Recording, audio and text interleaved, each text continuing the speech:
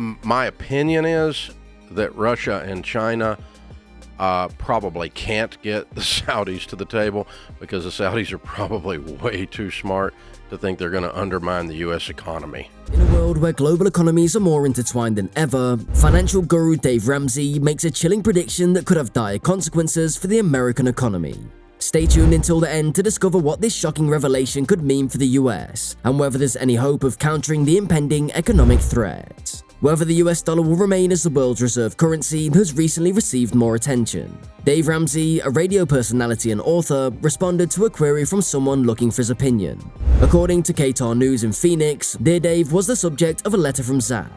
The letter says, "I'm hearing more about the de-dollarization and how certain nations are shifting away from using the US dollar as their primary unit of account for international trade. Will this impact the dollar's strength, and should I be concerned about how to save and invest?" Ramsey replied, "Dear Zach," he wrote, "I care about you enough to tell you, friend, that you might be spending too much time online. You're veering into conspiracy theory territory here, so let's take a moment to review the facts." The personal finance expert offered his perspective on the problem's history. "China, Brazil, and Russia are the three main players in all of this," he wrote. He continued, "They already do not base their international trade on the US dollar since each of the three countries has its own currency, and there is a conversion rate between each of those currencies and the dollar." He continued, "Those three countries are attempting to get on board with the notion and are discussing developing one currency they all use, along with some oil-producing countries from the Middle East." He added, "As Europe did with the euro, that currency will be turned back and forth into dollars in international trade, which, incidentally, hasn't exactly gone well." Ramsey then got right into his evaluation of the effort's probable effectiveness. He asked, will those actions allow those nations to devalue the dollar? No. Why?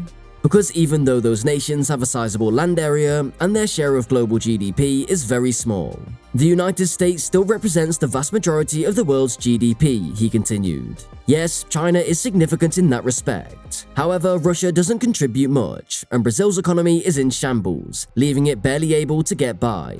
Furthermore, from an economic perspective, they're insignificant. Texas, for example, likely has a higher GDP than Brazil.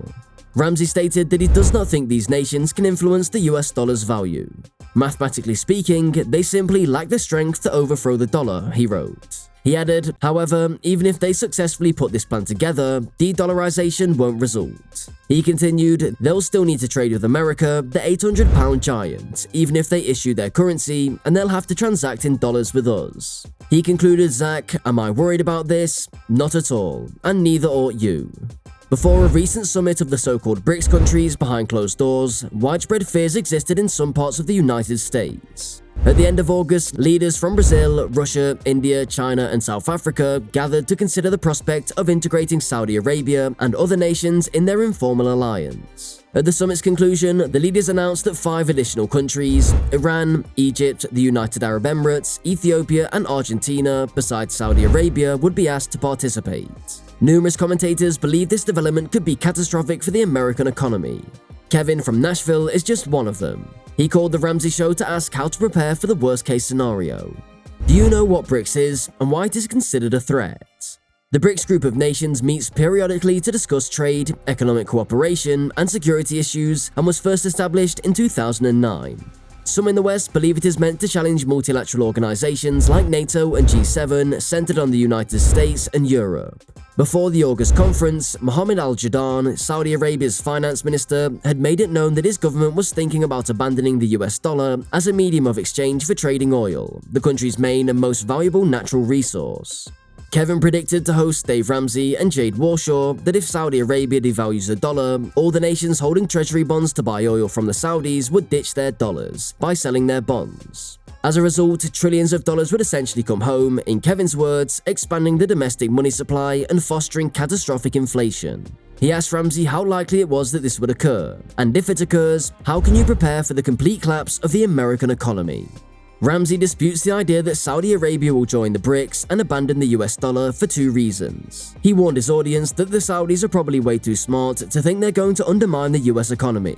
According to Ramsey, these nations, which account for 40% of the world's population, depend on the US economy and its sizable consumer market, hence overthrowing the United States would also overthrow the BRICS. Moreover, he said, the idea that you can get all those communists to line up and not shoot each other is going to be humorous. Ramsey thinks it's improbable that the BRICS countries would succeed in their plan to abolish the dollar during our lifetimes. Ramsey continued by denying that he has a meteorite plan. He turned to his guest and stated, "I don't have a plan for the apocalypse like you're talking about." He continued, "The only viable options at that point are bottled water and firearms, and that it would result in a complete collapse of the economy and the government." Moreover, he added, "Your money would be worthless in such a scenario, where the economy as we know it would vanish, and the government and its laws would have no influence over society. Even gold wouldn't be a good place to find refuge, since no one trades gold bars in the middle of a collapsed economy." He claimed that what they do is shoot you for your possessions. He added, "But all this disaster preparation wastes time and effort." According to Ramsey and Warshaw, focusing on managing the manageables is a more effective tactic.